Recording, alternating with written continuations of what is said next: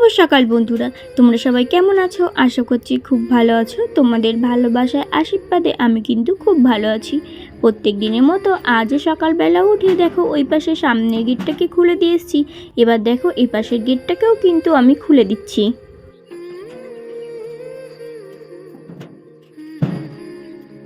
তারপর দেখো এই গেটটাকে খুলেই সোজা চলে আসলাম ব্যালকনিতে। আর ব্যালকনিতে এসে দেখো আমি কিন্তু ঝাঁপটা এখন তুলে দিচ্ছি। আর বাইরে কিন্তু এখন রোদ্দুর উঠে গেছে। আর ওই দেখো কাকিমা শাশুড়ি কিন্তু বাইরে দাঁড়িয়েছিল। আর আমি এখানে দেখো এই ঝাঁপটা তুলে দিচ্ছি। প্রত্যেক দিন রাতের বেলা যখন শোয়ার সময় তখন কিন্তু ঝাঁপটা ফেলে দিই। আর সকালবেলা উঠেই কিন্তু ঝাঁপটাকে আগে তুলে রেখে দিই।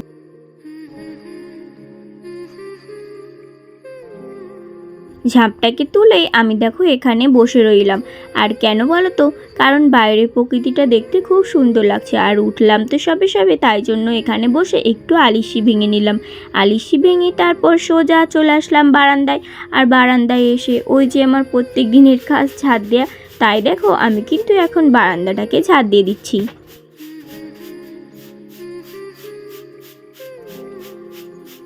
বারান্দাটা ঝাঁট দিচ্ছি জানো তো।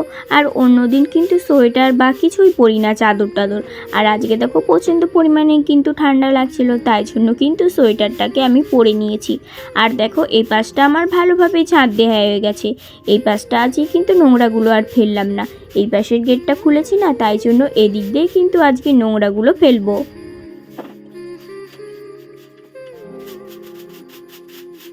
কারণ কি বলো তো, ওটা দিয়ে কিন্তু নোংরাগুলো ফেলা যাচ্ছে না। আগের দিন হাতে করে ফেলেছিলাম, আজকে ভাবলাম এপাশের গেটটা যখন ফেলছি তাহলে আগের মতোই ধুলোগুলো এদিক দিয়েই ফেলে দিই। আর এখন তো না হয় জানলা দরজা তারপরে গ্রিল হয়েছে, আগে তো ছিল না। আগে তো সেই আমার টিনের ভাঙাচোরা সেই গেটটাই ছিল, সেটাকে খুলে তারপরে কিন্তু আমি ঝাঁট দিতে যেতাম। আর এখন দেখো নিজে হাতে তালা খুলে তারপরে কিন্তু আমি ঝাঁট দিচ্ছি। আর এদিকে দেখো নোংরাগুলোকে আমি কিন্তু ঝাঁট দিয়ে বাইরেটা ফেলে দিচ্ছি।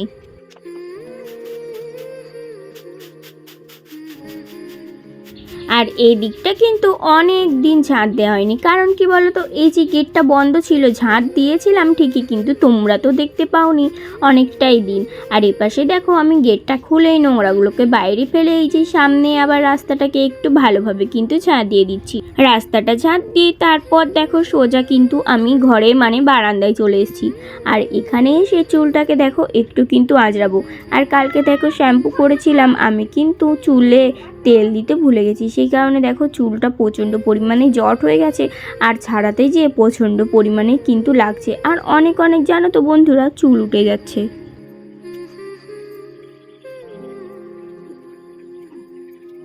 চুলটা এত পরিমাণে উঠছে যে আর মনে হচ্ছে আর কদিন বাদে আমি টাক হয়ে যাব। প্রত্যেক দিন কিন্তু এক চিরুনি ভর্তি ভর্তি কিন্তু চুল ওঠে। তাও কি করব, চুল তো আমাকে আঁচড়াতেই হবে। আর এই দেখো চুলটা কিন্তু পুজোর সময় কেটেছিলাম, চুলটা কিন্তু আবার অনেকটাই বেড়ে গেছে। আর এদিকে দেখো চুলটা আঁচড়ি তারপর কিন্তু বাসি থালা বাসনগুলো ছিল, বাসি থালা বাসনগুলো নিয়ে আমি দেখো পুকুরের দিকে চলে যাচ্ছি থালা বাসনগুলোকে মাজবো বলে। আর এই দেখো পুকুর পাড়ে কিন্তু এখন চলে এসেছি। আর চারিপাশটা দেখছো এখনও কিন্তু কুয়াশাটা কাটিনি। চলো আমি আগে থালা বাসনগুলো মেজে নিই, তারপর তোমাদের সাথে আবার পরে কথা বলছি।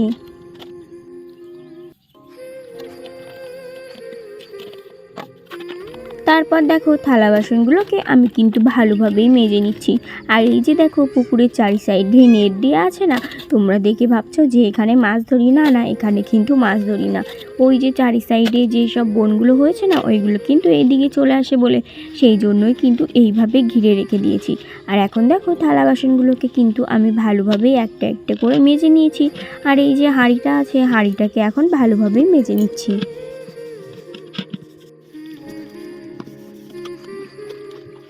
আর একটা কথা কি জানো তো বন্ধুরা, অন্য দিনের তুলনায় আজকে হাঁড়িটা মাজতে অনেকটাই সহজ হয়ে গেল। কারণ ওই যে আমাদের উঠানে লাল মাটি ফেলেছিল না, সেখান থেকে কিছু মাটি আমি কিন্তু নিয়ে রেখে দিয়েছিলাম ঘর নেতার দেওয়ার জন্য। সেখান থেকেই মাটি ভিজিয়ে রেখেছিলাম আর আজকে হাঁড়িতে দিয়েছিলাম, কালকে দিয়েছিলাম। সেটা দেখে আজকে মাজার সময় খুব তাড়াতাড়ি কিন্তু উঠে গেল, একটু কিন্তু প্রেশার দিতে হলো না। আর হাঁড়িটাকে মেজে আমি দেখো সাবান কৌটোর উপরে রেখে দিয়েছি। এখন কিন্তু থালা বাসনগুলোকে আমি এবার দেখো ধুয়ে নিচ্ছি।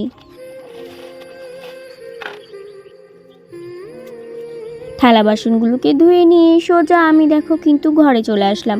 আর ঘরেতে থালা বাসনগুলোকে রেখে দিয়ে তারপর বাইরে বেরিয়ে আবার কিন্তু পাতা চাষতে বসে গেলাম। আগের দিনটা তোমরা দেখেছিলে কাকিমা শাশুড়ি পাতা চাষছিল, আর আজকে আমার পালা পড়েছে। এই কটা দিন কিন্তু সময়ই পাচ্ছিলাম না, কাজ তেমন কিন্তু নেই, কিন্তু তাও জানি না কোন দিক দিয়ে সময় চলে যাচ্ছিল। আর আজকে দেখো একটু সকালবেলা টাইম পেয়েছি, তাই জন্য কিন্তু সকালবেলা এই যে পাতাগুলো নিয়ে বসে পড়েছি, পাতাগুলোকে কিন্তু এখন চাষছি। আর তোমাদের মতোই একজন বন্ধু আমাকে শুধু বলে যে দিদি ভাই তুমি কিন্তু কিন্তু কেন বলো। দেখো কথার মাঝখানেই তো কিছু বলতে গেলে কিন্তুটা চলে আসে, তাহলে আমি কি করব বলো। দেখবে তুমিও যখন একটা কথা বলতে যাবে তার মধ্যে কিন্তু কিন্তু শব্দটা থাকবেই। কি তোমরা কি বলো? আমি তো শুধু শুধু আর বলি না, আমার মুখ দিয়ে বেরিয়ে যায়, আর কথার মধ্যে কিন্তু শব্দটা থাকেই। কোনো কথার মাঝখানে এই কিন্তু শব্দটা কিন্তু থাকবেই। চলো এখন আর আমি ওই সব নিয়ে নয় কথা বললাম না, কিন্তু হ্যাঁ আমি একটু চেষ্টা করব যাতে কিন্তুটা একটু কম বলার। তারপর দেখো আমি কিন্তু পাতাগুলোকে চেঁচে রেখে এসেছি, আর এদিকে এই যে সর্ষে শাকগুলো ছিল, সর্ষে শাকগুলোকে কিন্তু আমি ভালোভাবেই বেছে নিচ্ছি। আর এই সর্ষে শাকগুলো না পাশের জমি এক কাকু সর্ষে নিংড়াচ্ছিল, সেখান থেকেই নিয়ে এসেছি। তারপর দেখো বরকে দেখলাম যে এদিকে কিন্তু গাছে ওষুধ দিচ্ছে। আর এই ফুল গাছগুলো তো খুব ছোট ছোট, তাই জন্য ওই যে হাত মেশিনে যে স্প্রে করা মেশিনগুলো আছে সেগুলো দিয়েই দেখো ও কিন্তু এখানে ওষুধ দিয়ে দিচ্ছে। আর কি বলো তো, এই ফুলগুলো না ওই পোকাতে কড়িগুলো কেটে দিচ্ছে, সেই জন্যই বললাম যে একটু ওষুধ দিয়ে দাও। ও ওইদিকে ওষুধ দিচ্ছে, আর আমি দেখো এদিকে এই যে স্নান করে যেই জামা কাপড়গুলোকে রেখে দিয়েছিলাম কেচে, সেগুলোকে এখন আমি এখানে মেলে দিচ্ছি।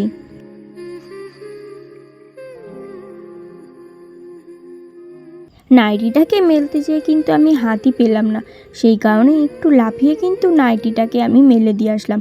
আর এদিকে দেখো তারপরে ওই যে পেটিকোটটা ছিল, পেটিকোটটাকে ভালো করে নিংড়ে নিয়েছি, আর এখন এখানে মেলে দিচ্ছি। আর তারপরে এদিকে দেখো আমার কিন্তু ব্লাউজটা ছিল, এক এক করে আমি জামা কাপড়গুলোকে সব এই তারটাতে মেলে দিলাম। আর আগে তো তোমরা দেখতেই ঘরের সামনে ছিল, আর এখন কিন্তু এক সাইডে করে নিয়েছি যাতে গাছের ওপরে জামা কাপড়গুলো আর না পড়ে। আর জামা কাপড়গুলো মেলে এদিকে সোজা আবার দেখি যে বর হাত মেশিনটা ছেড়ে তারপরে এই যে বড় ওষুধ দিয়ে ড্রামে করে দেখো এদিকে কিন্তু সবজি গাছে ওষুধ দিয়ে দিচ্ছে।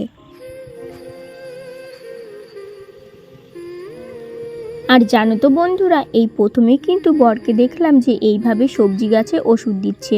আর ওর দেখো মাথায় ওই যে গামছাটা বেঁধেছে না, দেখে পুরো কিন্তু কৃষক কৃষক মনে হচ্ছে। আর এদিকে দেখো আমার ছোট্ট গোলাপ গাছে একটা কিন্তু ছোট্ট ফুল ফুটেছিল, আর সব জায়গা দিয়ে ওষুধ দিয়ে বেড়াচ্ছে। তারপরে আমি সোজা রান্নাঘরে চলে এসেছি রান্না করব বলে, অনেকটাই কিন্তু দেরি হয়ে গেছে। আর এদিকে দেখো মাছগুলোকে আমি হলুদ আর লবণ কিন্তু মাখিয়ে রেখেছি, এখন কিন্তু মাছগুলোকে আমি ভেজে নেবো।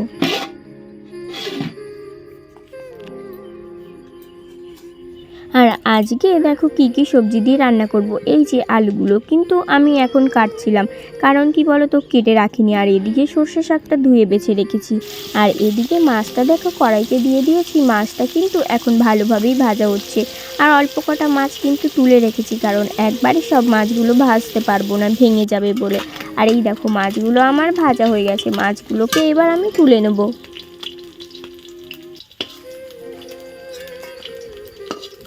মাছগুলোকে আমি দেখো এইভাবে কিন্তু বাটিতে তুলে নিচ্ছি। আর জানো তো বন্ধুরা, এই পুঁটি মাছ ধরতে কাটতে অনেকক্ষণ সময় লাগে, কিন্তু খেতে কিন্তু সময় লাগে না।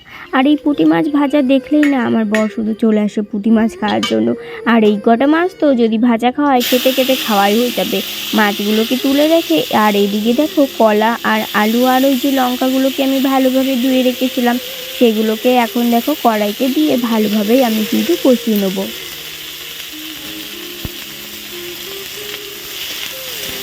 আর অনেকেই আমাকে কমেন্ট করে যে দিদিভাই তুমি কেন রসুন পেঁয়াজ আদা এইসব দিয়ে রান্না করো না। দেখো দিদিভাই কি বোন যাই হোক, আমরা কিন্তু বেশি একটা মশলা খাই না। যখন শ্বশুরবাড়িতে আমি যেতাম আগে, এখনও যখন যাই, তখন কিন্তু আমি প্রচণ্ড পরিমাণে মশলা দিয়ে রান্না করি। আর এখানে কিন্তু তেমন একটা মশলা খাই না, কারণ কি বলো তো, এখানে তো টাটকা টাটকা সবজি থাকে, সেই সব সবজি দিয়ে তরকারি রান্না করে খেতে খুব ভালো লাগে।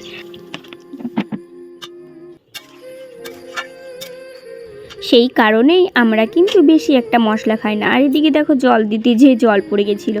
আর এই যে এই পাশে ভাতটা ফুটছে, আর এই পাশে দেখো তরকারিটা কিন্তু আমার ভালোভাবেই ফুটছিল।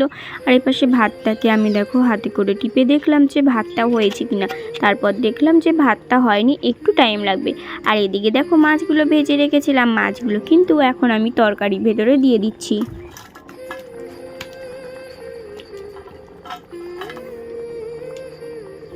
আর এই দেখো তরকারিতে আমি কিন্তু মাছগুলো দিয়ে দিয়েছি, আর লঙ্কাগুলো কিন্তু গোটা গোটাই দিয়েছি। লঙ্কা আর একটুখানি ভালো সেদ্ধ হয়ে গেলে তারপর কিন্তু লঙ্কা আর কটা আলু দিয়ে ভালোভাবেই কিন্তু এই ঘষে দেবো, তাহলে কিন্তু ওই ঝোলটা গাঢ় গাঢ় হয়ে যাবে। আর এরকম পাতলা ঝোল অনেকেই খায়, আবার আমরাও খাই, কিন্তু সব সময় খাই না। আর এদিকে দেখো ভাতটা কিন্তু আমার হয়ে গেছিলো। তারপরে এদিকে এই যে তরকারিটা দেখো আলু আর লঙ্কাগুলো ভালোভাবে ঘষে দিয়েছি। তারপর দেখো ঝোলটা কিন্তু অনেকটাই কমে গেছে। ঝোলটা আর একটু কমলে তারপর দেখো খুন্তি দিয়ে আমি একটু নাড়াচাড়া করে দেখে নিচ্ছিলাম যে কতটা কমেছে। দেখো ঝোলটা অনেকটাই কমে গেছে বললাম। এখন কিন্তু তরকারিটাকে আমি নামিয়ে নেবো।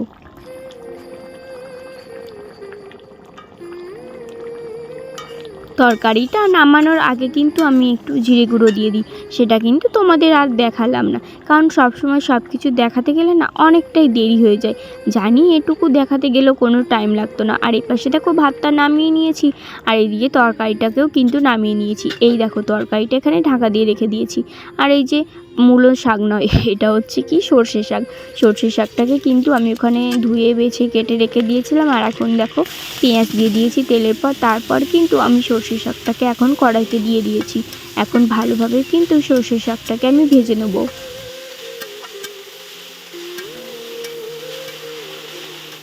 আর আগের দিন কিন্তু সর্ষে শাক করেছিলাম বাটা, মানে কাঁকড়া দিয়ে বাটা করেছি, আর আজকে ভাজছি। বর বলছিল যে কাঁকড়া দিয়ে তো রান্না করতে পারতে, আমি বললাম আজকে নাই আলু দিয়ে এইভাবে রান্না করি। আর আলুটা দেওয়ার কী কারণ জানো, যদি তেঁতো তেঁতো লাগে সেই জন্য কিন্তু একটু আলু দিয়ে দিয়েছি।